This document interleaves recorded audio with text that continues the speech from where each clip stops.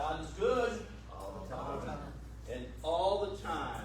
God is good. Amen. I'm at the age where if I've got discretionary money, I don't have to spend it on this, that, or the other. Instead of buying, I would buy another gun. I'm not going to lie about that. But instead of just buying other things, I enjoy traveling.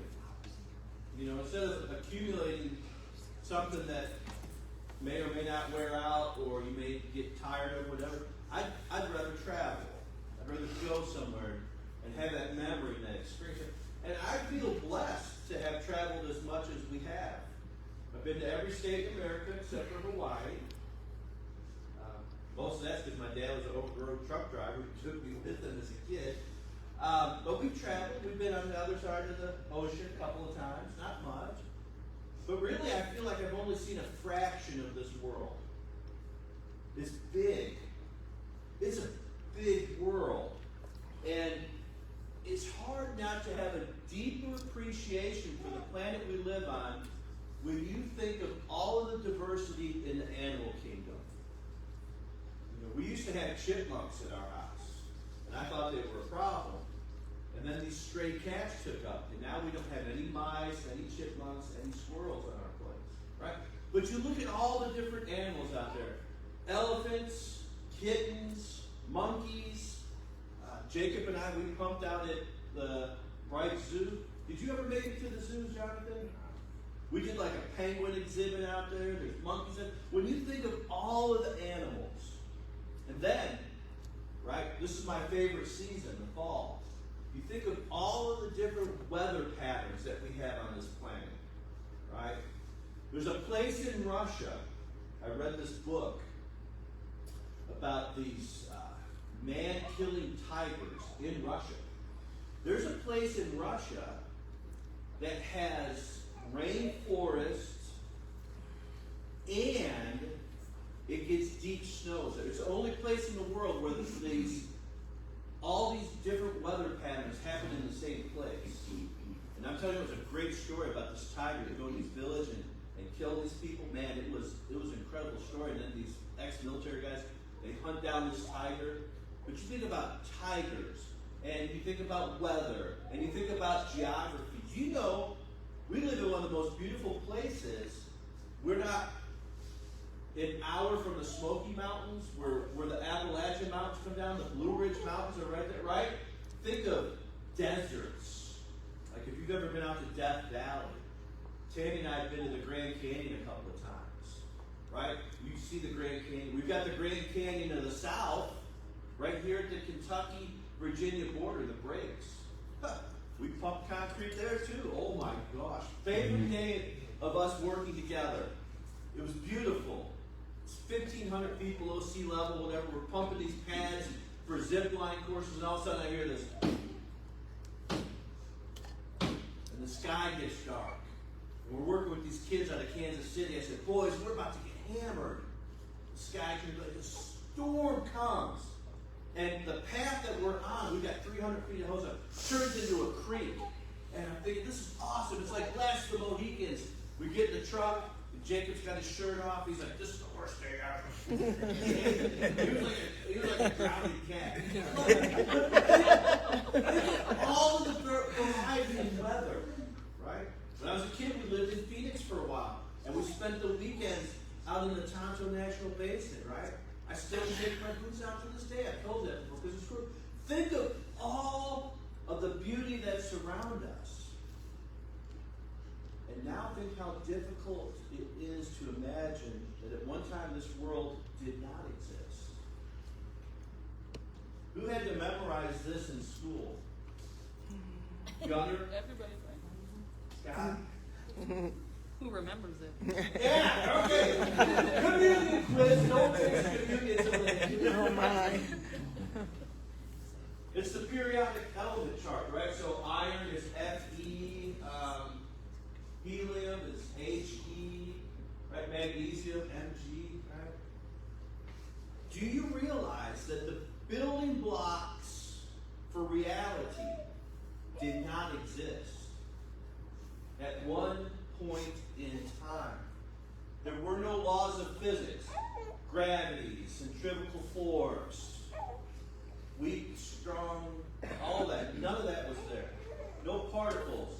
No quantum physics. Now here's one that'll really stretch your mind.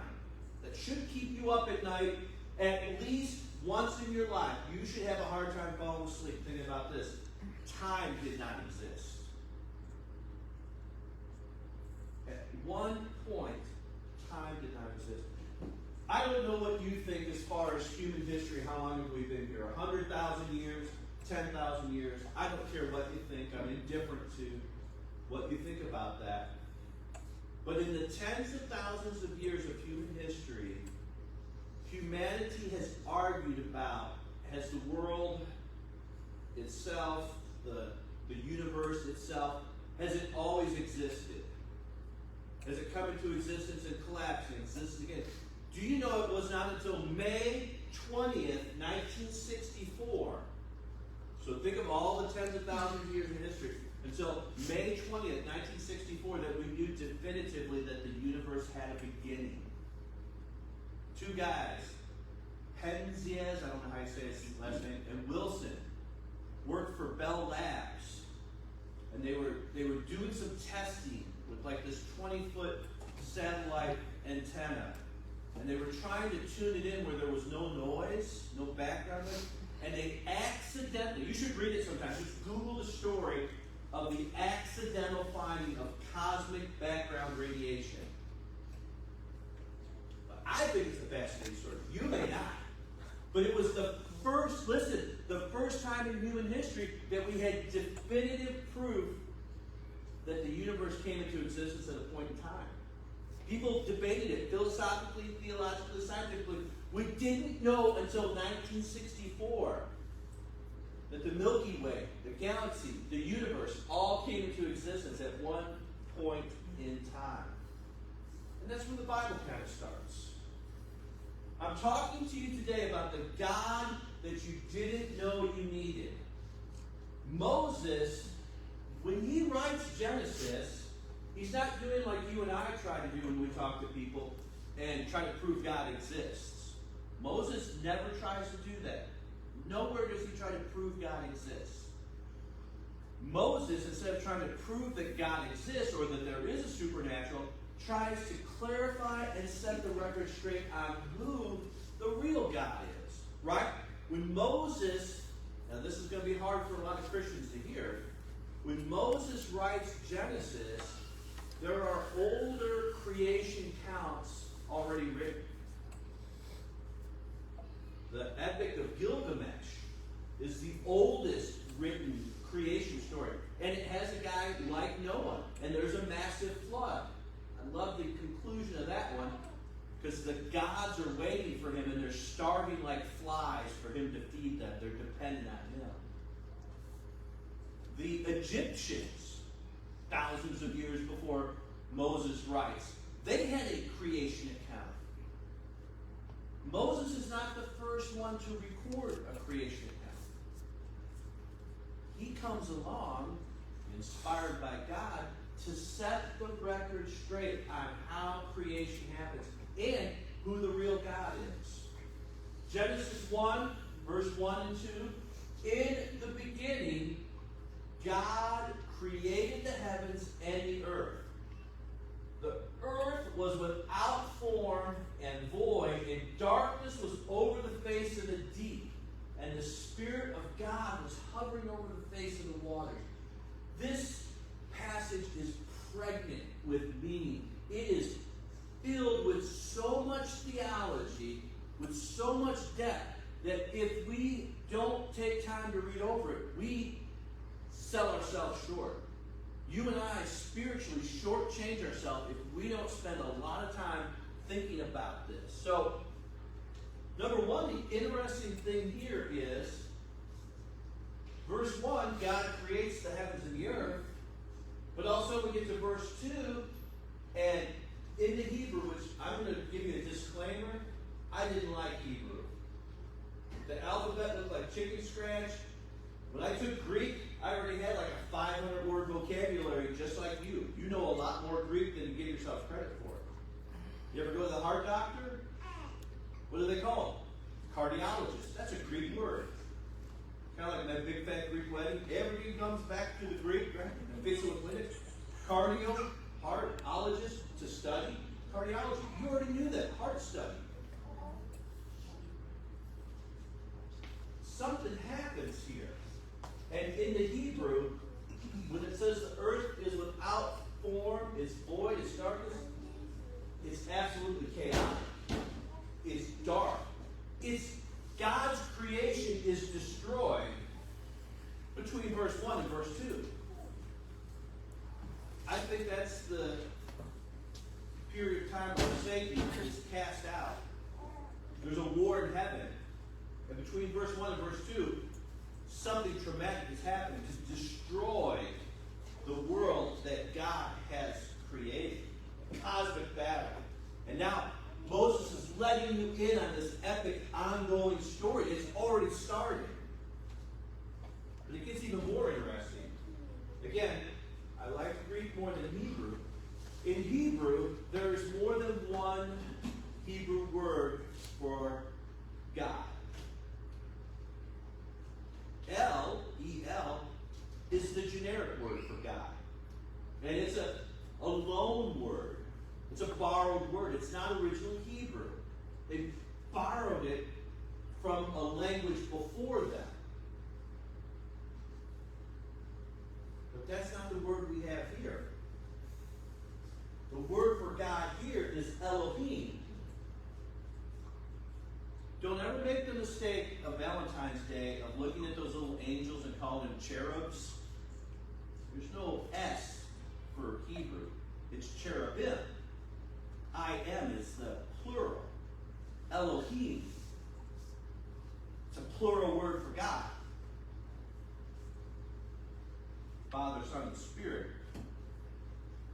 Here's where it gets even more interesting. So, the noun is in a plural form, Elohim. The verb created is a singular form. Elohim, a plurality of gods. Oh no, it's not gods. It's monotheistic. It's single God. Because the verb is tied to a singular verb form. I hope it's not like boring or... I find it exciting, even though I didn't really like Hebrew. There's so much in the passage. So we've got this formless void, darkness. It's chaotic. It's empty. It's destruction. And that's how life feels most of the time if we're honest. I don't care how good your neighbor thinks your life is, or people on the outside. Every one of us in this room has a struggle that we have to carry. Or we do carry. Or we are facing. There's challenges. There's obstacles. There's relationships that disappoint you. There's frustrations at work. There's obstacles that you face. And the older I get, the more I worry about my health. I think that's just part of aging. Right? There are so many struggles that we, if we're honest about, face. And here's the point about all these obstacles. They're so hard because you feel like you have no control at the time. If you'll be honest. It feels unfair. I have no control. I don't think I can overcome this. So hold on to that thought for a moment. That's your positive thought for the sermon now. I'm just kidding. But if we're truthful, if we're honest, no matter where we are, I don't care if you're the president, I don't care if you're a street sweeper. It doesn't matter where you are on the spectrum. We all face that. And here comes Moses. He's not trying to prove God exists. He's not trying to prove there's God. He wants to set the record straight. He's going to provide insights. Again, in the midst of competing creation myths, he's got the task. So what's the first thing that we learn here? Think about it. Pretend you've never had a Bible in your hand. Pretend you've never been to VBS. Pretend you've never gone to church before. Pretend you don't even believe in God. And someone throws this book on the table and it opens to the first page. And you can think about it critically. You could analyze it as an unbiased observer. What's the first thing that Even if you're going to say, I don't believe that this book is true, what's the first thing this book is teaching me? That God is pre-existent. He was there before the universe and time came into existence, and he chose to enact that. So the first thing we learn is God's always there. The second thing, God's a creator. You think about that for a moment. In these creation myths of the day that Moses is, these gods, they don't create as much as they shape, right? So in the Hebrew, there's two words for create. Bara and asha. Bara, not to bore you, is to create something that didn't exist before. You bring it into existence. It's brand new. Asha is to form, to develop, to fashion. The gods of that day, Asha, they fashioned what was already there to work with. The God in the Hebrew Bible makes it happen and then forms it too. So remember we looked at the elemental chart? We need to go back to the quiz on that? He causes that, all of the elements to come into existence, and then he forms them. He makes the birds, he makes the ducks, he makes the fish, he takes the clay.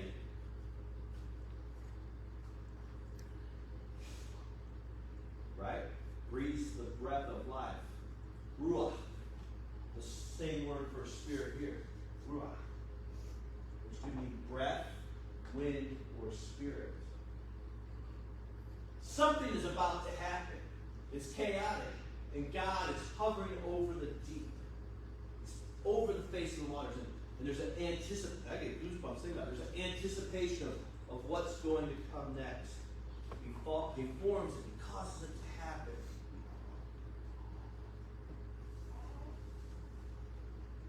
And he makes things happen. So what does that mean for us? In the chaos that our life sometimes feels like. In the destruction that we sometimes face. In the disappointments. And who knows what the epic battle was really like between verse 1 and verse 2. What's that mean for us? It means we should probably drink more coffee. Eat better breakfasts. Get more sleep. What does it mean? In the chaos and the stress, there is a God that you did not know you needed. You say, wait a minute, I'm a Christian. I know everything about God. No. The moment we think we know everything about God is the moment we're in big trouble. Because the God that you know fully isn't the God worth worshiping. If you could put him in a bottle like a genie and control him, he's no better than you. He's no different than you. Having Jesus in your back pocket isn't a Jesus to have at all. What you don't realize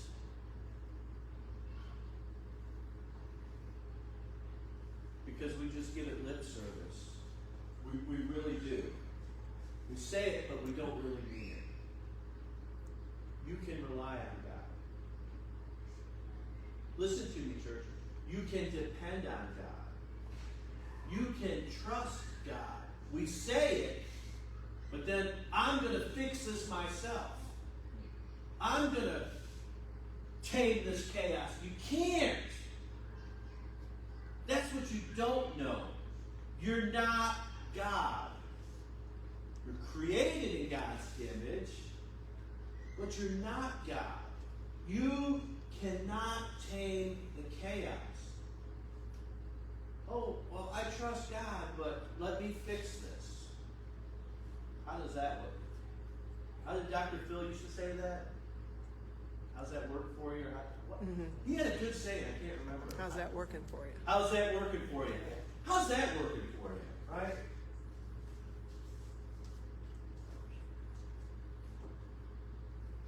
Moses starts out the chute, right out the gate, from the initial part, telling us that God created everything. I think he does that to show us that if God is powerful enough to make it, he can maintain it, and he can do a better job than we can in the chaos. He's all powerful. So we can depend on him. The universe is big, and did you know it's expanding? It's getting bigger. It started, science says, something about the size of a spoonful, and then expanded out. 380,000 years before it kind of just slowed down and then expanded. But now it's picking back up. It's going faster. Did you know this? All right. So until 1920, we thought we were the only galaxy, the Milky Way. Edward Hubble discovers the red and the blue background lights, and we find out that there's other galaxies, right? Did you know this? This is a scientific fact. As the universe spreads away and the galaxies get further apart, pretty soon you won't be able to see the other galaxies. And if humanity lives long enough, they'll go back to a time where they think they're the only galaxy, the Milky Way. Is that not crazy? It's getting bigger. What's on the outside of the universe? I don't know. There's a belt blow your mind. And then you got the people that think in multi-universes, whether that's true or not. Okay, that's macro level. Huge. Big as can be big, right? Then quantum physics is stuff that you can't even see, that they have to theorize to even know if it's there or not. And then they try to prove it. We actually know someone who sets the magnets at particle accelerators. O'Shea Oceanawa, we went to church with him. He sets them from Batavia at Fermilab all the way across the sea at the big Ciron, or however you say that. They smash those particles that you can't see. Why do I say that? You think all problems are big, but then you think, this problem I have is too small to even tell someone about it. In fact, I feel kind of silly that I'm struggling with this. And when you feel that way, you won't even tell your friends. Who else won't you tell? I could never bring that before God. I'm so immature, I'm so weak, I'm so broken. Surely God doesn't care about that. No. The God of creation cares about it all. Why he made mosquitoes, I don't know. But if he could make a mastodon and a mosquito, he knows big and he knows small. There's no problem so big that God can't fix it. Listen to me. There's no problem so small that he doesn't care. My kid's got a runny nose. Tell God about it. Don't tell me. I don't want to hear about it. I'm just kidding. Tell God about it. I can't get along with my neighbor. I'm mad about this. I heard about that. You'll never draw close to God if you think he doesn't care about everything big or everything small. So there's nothing too difficult. The intelligence and the comprehension that God has to create the universe out of nothing is beyond our understanding. Moses is showing us follow through on the creation, right? He makes it and he's fixing it. And I say all that to say that God is proving he is dependable. He is reliable. He is determined. But in the chaos, we wrap up with this. In the beginning, he creates, and all of a sudden it's formless, it's void, it's chaotic, it's been destroyed. And the Spirit of God is hovering over the face of the waters. What does that tell me? It tells me that he's present in the problems. The God we didn't know that we need is smarter than us. He's more powerful than us. He is bigger than the problems that we have. And maybe it's not the God you wanted. Maybe you wanted the cosmic Santa Claus. Maybe you wanted the Jesus in the genie bottle. Maybe you wanted the God that turned the blind eye. It's the God that we didn't know we needed, who doesn't give up on our struggles, doesn't give up on the chaos, doesn't give up on the problem. Our struggle is this. Are you ready? Here is your full task of Christianity. The task of Christianity in a nutshell. The struggle.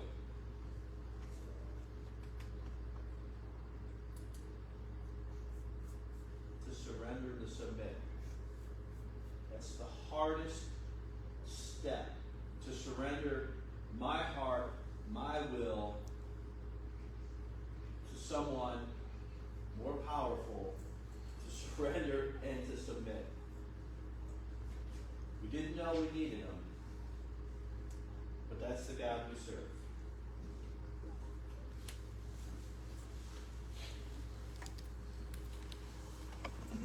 Let's stand.